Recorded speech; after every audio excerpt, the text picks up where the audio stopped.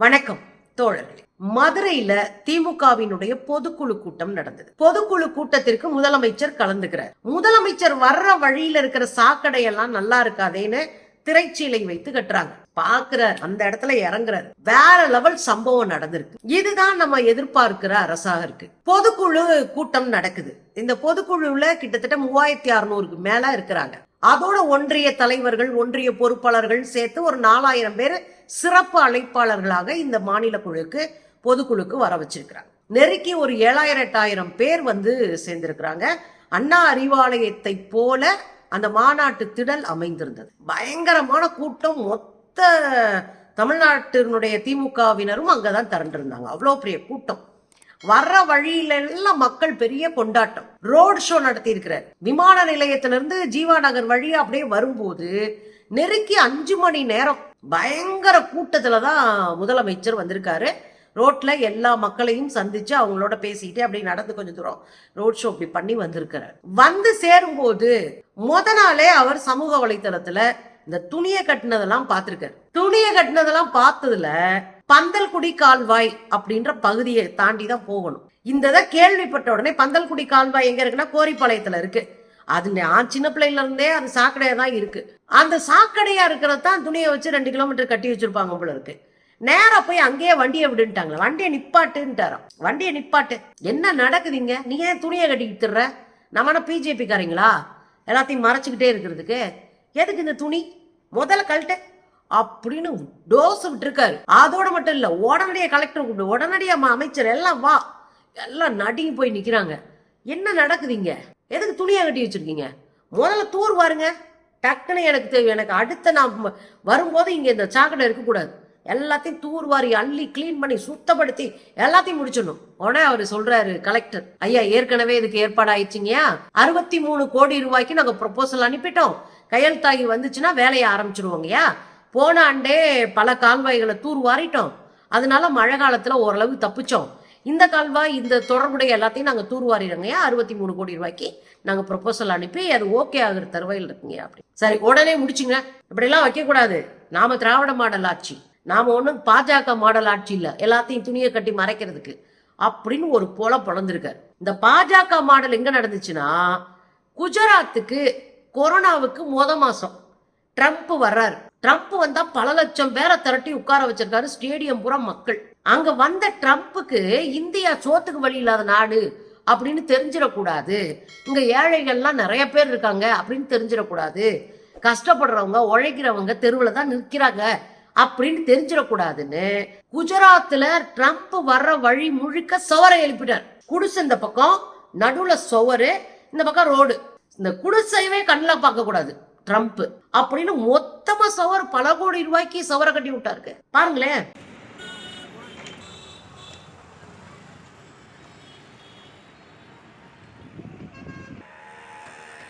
பாத்தீங்கல்ல, இதுதான் மோடி லட்சணம். இந்த குடிசைகளை மாற்றி நீ அடுக்குமாடி குடியிருப்புகளை கட்டி அவங்களுக்கு எல்லா வசதிகளையும் செஞ்சு கொடுத்து அந்த மக்களை சமத்துவமா வாழ வைக்கிறத விட்டுவிட்டு சோவத்தை கட்டி இருக்கிறானுங்க. இங்க மட்டும் கிடையாது, G20 மாநாடு நடந்துச்சு, உங்களுக்கு நல்லா ஞாபகம், 2 வருஷத்துக்கு முன்னாடி. அப்ப டெல்லியிலே அதேதான், குடிசை பகுதியில ஃபுல்லா தரச்சியில வச்சு கட்டிட்டாங்க. இப்ப என்ன நடக்குதுன்னா, இங்க குடிசைகள் இல்லைன்னு காட்ட வேண்டிய தேவை என்ன இருக்கு? பார்க்கட்டுமே. ஏன் அமெரிக்கால குடிசை இல்லையா? அமெரிக்காவினுடைய வடக்கு பகுதியில் ஏராளமா குடிசை வீடுகள் இருக்கு. அப்ப எதுக்கு மறைக்கணும்? கால்ல கட்டி வந்துருச்சுன்னா அதை பட்டு துணியில கட்டினா சரியா போகுமா? அறுத்து கிழிச்சு விட்டு சலத்தை எடுத்து விட்டு மருந்தை போட்டு கட்டினா தானே காலை காப்பாற்ற முடியும். அதை விட்டுட்டு எதுக்கு இந்த வெட்டி பந்தா மோடி கும்பலுக்கு? இதை நம்ம அன்னைக்கும் கண்டிச்சோம். அதே போல நேத்து இங்க கட்டின உடனே பயங்கரமா சமூக வலைத்தளத்துக்குள்ள பேசு பொருள் ஆயிடுச்சு. அதை பார்த்துட்டு முதலமைச்சர் முதல்ல அங்க போய் வண்டியை நிப்பாட்டிருக்காரு. வண்டியை நிப்பாட்டிட்டு உடனடியா எனக்கு இந்த ரிசல்ட் வந்திருக்கணும், வேலையை முடிச்சு எனக்கு சொல்லியிருக்கணும் அப்படின்னு மிரட்டி விட்டுருக்காரு. இது திராவிட மாடல், இது ஒன்றும் பிஜேபி மாடலோ மோடி மாடலோ கிடையாது. நம்ம எல்லாத்தையும் துணியை போட்டு மறைக்க இருக்கா இருக்கு, இதை சரி பண்ணு, அதை மூடி மறைக்க வேண்டிய அவசியம் இல்லை அப்படின்னு கலெக்டர்கிட்டையும் அமைச்சர்கிட்டையும் அங்க இருக்கிற எம்எல்ஏஸ் எல்லாத்தையும் கூப்பிட்டு சொல்லி சரி பண்ணிருக்கணும்னு மிரட்டி விட்டுட்டு வந்திருக்காரு மிரட்டல் முதலமைச்சர். இந்த பக்கம் மிரட்டி விட்டாலும் 2 முக்கியமான அணிகளை உருவாக்கி இருக்கு திமுக. ஒன்று அறிவுசார் அணி, பேராசிரியர்கள், ஆசிரியர்கள், இவங்களை போன்றவர்கள், எழுதுறவங்க, வைக்கிறவங்க எல்லாத்தையும் சேர்த்து அறிவுசார் அணின்னு ஒரு அணியை உருவாக்கியிருக்காங்க. இன்னொரு அணி மாற்றுத்திறனாளிகளுக்கான அணி. இது வந்து கம்யூனிஸ்ட் கட்சிகள் ரொம்ப நாளைக்கு முன்னாடியே ஆரம்பிச்சிட்டாங்க. பட் இப்போ திமுக அதை நோக்கி போறாங்க, புதுசா ஆரம்பிச்சிருக்காங்க. உண்மையிலே பாராட்டுக்கள். அதே போல மேடையில வச்சு செஞ்சிருக்காரு. இங்க ஞாபகம் வச்சுக்கோங்க, எந்த ஷா வந்தாலும் தமிழ்நாட்டுக்குள்ள கால் ஊண்ட முடியாது. நீ எந்த ஷாவாவும் இரு, தமிழ்நாட்டுக்குள்ள ஒரு செக்கு செல்லாது, இங்க ஆட்சியை பிடிக்கலாம் முடியாது அப்படின்னு சொல்லியிருக்காரு. இன்னொரு பக்கம் என்ன சொல்லியிருக்காரு அப்படின்னா, தமிழ்நாடு ஒன்றிய அரசினுடைய அவுட் ஆஃப் கண்ட்ரோல்ல இருக்கு. இது ஒண்ணும் உங்க கண்ட்ரோல்ல இருக்கிற மாநிலம் கிடையாது, அவுட் ஆஃப் கண்ட்ரோல். உங்க எல்லைக்கு, உங்க கட்டுப்பாடுக்கு, உங்க விதிகளுக்கெல்லாம் கட்டுப்படுற ஆளே கிடையாது தமிழ்நாடு அப்படின்னு வெளுத்து விட்டுருக்காரு. நேத்து பயங்கரமான சம்பவமா அது ஆயிருக்கு. சம்பவத்துல பெரிய சம்பவம் என்ன தெரியுங்களா, துணியை வச்சு மூடி மறைச்சாங்கல்ல, நேரம் வண்டி போய் அங்க நின்னதும் உடனே வண்டி நிறுத்து அப்படின்னு சொல்லி இறங்குனதும், துணியெல்லாம் எடுக்க சொன்னதும், உடனே தூர்வார சொன்னதும் தான் இன்னைக்கு பெரிய அளவுல ஹைலைட் ஆயிட்டு இருக்குன்னு பாக்குறோம். இதோட மட்டும் இல்லாம தமிழ்நாட்டுக்குள்ள எதிரிகள் எப்படி வேலை செய்வாங்க அப்படின்னு முதலமைச்சர் எச்சரிச்சிருக்கிறார். பொய்ய பரப்புவான், நிறைய உருட்டுவான், நிறைய பிரச்சனைகள் இருக்கிறதா ஒரு பிம்பத்தை கட்டமைப்பான். அதான் நடக்குது இல்ல தமிழ்நாட்டுல. ஏங்க இங்கே இப்போ பல்கலைக்கழகம், அண்ணா பல்கலைக்கழகத்துல பிரச்சனையில இன்னைக்கு தீர்ப்பு கொடுத்துருக்காங்க. அதுக்குள்ள எப்படி தீர்ப்பு கொடுக்க முடியும் அப்படின்னு ஒரு கூட்டம் கேட்க தானே செய்யுது. இதுல இன்னும் சிக்காதவங்க நிறைய பேர் இருக்கிறாங்க. நான் என்ன கேட்கிறேன், நீங்க அதிகாரத்துல இருக்கிறீங்க, உங்களுக்கு அதிகாரம் இருக்கு, நீங்க ஏற்கனவே ஆட்சியில் இருக்கீங்க மிஸ்டர் எடப்பாடிலாம், போய் ஒரே ஒரு நம்பரை வாங்கினா அவன் இந்த நேரம் என்ன பண்ணிட்டு இருந்தார் வரைக்கும் கொடுக்கறதுக்கு ஆள் இருக்கு. பட்டுன்னு வாங்கி டப்புன்னு வெளியே போட்டு முடிச்சு விட வேண்டியதானே. செஞ்சிருக்கலாம்ல, ஏன் செய்யல? ஏன்னா அங்க இல்ல. ஏன்னா பாஜகவுக்கு நம்ம சொல்லி அங்க கொடுக்கணும், கையில ஆதாரங்கள் இருக்கிறது அப்படின்னு நம்ம ஆட்டுக்குட்டி கதறுது. சரி, உங்க கையில தான் ஆதாரம் இருக்குல்ல, நேர கோர்ட்ல போய் சப்மிட் பண்ணு, இந்தாங்க ஆதாரம், இவங்க ஏமாத்துறாங்க இந்த அரசு சொன்னா, அரசு ஏமாத்திருந்தா மக்கள் மன்றத்துல வெளிச்சமாயிட்டு போயிட்டு உண்மையை சொல்றதுக்கு என்னங்க வருத்தம்? உங்க கையில தான் உண்மை இருக்குன்னு சொல்றாங்கல்ல, அப்ப ஆடு அதை கொடுத்துருக்கணும்ல அண்ணாமலை, ஏன் கொடுக்கல? ஏன்னா இதை வச்சே வாயிலே உருட்டிட்டு திரியணும்னு நினைச்சதுங்க. நினைச்சது ஒண்ணு, நடந்தது ஒன்னா போச்சு. தடயவியல் துறை கிட்ட எல்லாத்தையும் ஒப்படைச்ச பிறகு அவங்க கொடுத்திருக்கிற புள்ளி விவரங்கள்ல நீதிமன்றம் ஏற்றுக்கிட்டு இந்த தீர்ப்பை கொடுத்திருக்கிறாங்க அப்படின்னு நம்ம பாக்குறோம்.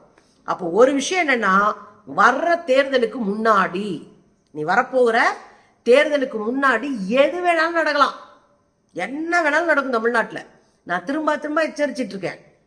பொய் செய்திகளை பரப்புவார்கள், கலவரத்தை தூண்டுவாங்க.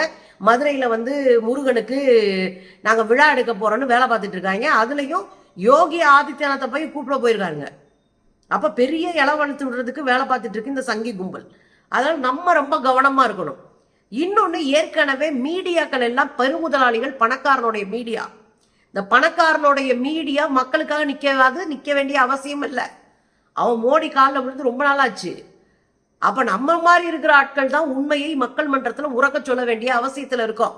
இதையும் முதலமைச்சர் மேடையில பேசுறாரு. என்ன வேணாலும் நடக்கலாம், எவ்வளவு பொய் வேணாலும் நடக்கலாம், கவனமா இருங்க. அதோடு இன்னொன்னு சொன்னாரு, என்ன, நாம நினைச்சிட்டு இருக்கோம் எலெக்ஷன்லாம் ஈஸியா போயிருன்னு. பாஜக காணுன்ற மாநிலங்களை போய் பாருங்க, அது எவ்வளவு மோசமான மாநிலமா இருக்கு, எவ்வளவு படுகொலைகள், எவ்வளவு அராஜகம் அப்படின்னு இருக்காரு. உண்மைதானே? புல்டோசர் ஆட்சி நடக்குதுங்க உத்தரப்பிரதேசத்துல. இஸ்லாமியர்கள் ஆயிரக்கணக்கானோர் என்கவுண்டர்ல சுட்டுக் கொல்லப்பட்டிருக்காங்க. இஸ்லாமியர்களோட வீடுகள் அப்படியே பகுதி பகுதியா அடிச்சு நொறுக்கி மொத்தமா புல்டோசர்ல காலி பண்ணிருக்கிறானுங்க. இந்த பக்கம் நீங்க பாத்தீங்கன்னா இந்துல ஏழை எளிய உழைக்கிற தலித் மக்களை பூரா முடிச்சுட்டானுங்க. அப்ப இந்த ஆட்சி வந்தா, நேத்தெல்லாம் தலித் குழந்தை மீது அவ்வளவு பெரிய வல்லுறவு நடந்திருக்கு. மிக மோசமான சூழ்நிலைக்கு இந்தியா கொண்டு போயிட்டாங்க.